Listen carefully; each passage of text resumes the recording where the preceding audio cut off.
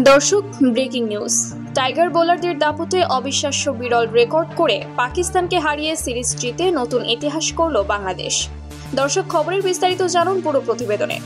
দর্শক, 3 ম্যাচের টি-20 সিরিজের দ্বিতীয় ম্যাচে পাকিস্তানের বিপক্ষে আগে ব্যাট করতে নেমে 133 রানের পুঁজি দাঁড় করে বাংলাদেশ।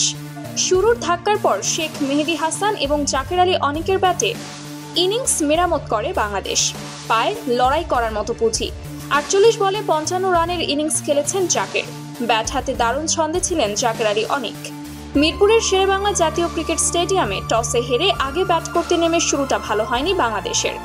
দলের 5 রানের মাথাতে ভাঙে ওপেনিং জুটি। অধিনায়ক লিটন দাস ইমন ভালোই যাচ্ছিল দুজনের জুটি। দলের 5 রানের মাথাতে ভাঙে ওপেনিং জুটি অধিনায়ক লিটন দাস ইমনের। ভালোই যাচ্ছিল দুজনের জুটি। দলের 25 রানের মাথাতে থামেন লিটন। 9 বলে 8 রান করে বিদায় নেন।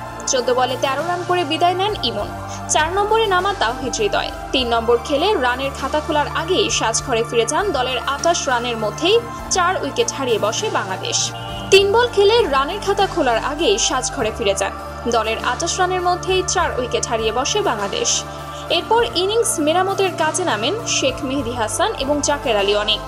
দারুণ বুদ্ধিদীপ্ত এবং কৌশলী ব্যাটিংয়ে পরিস্থিতি সামাল দেন দুজনেই। 25 বলে 33 রানের ঝলমলে ইনিংস খেলা মেহেদী থামেন দলের 81 রানের মাথাতে। মেহেদী ফিরলেও টিকেছিলেন জাকের।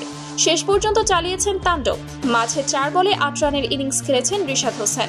তানজিম হাসান সাকিব 4 বলে করেন 7 রান। ইনিংসের শেষ বলে আউট হওয়া জাকের 48 বলে করেন 55 রান।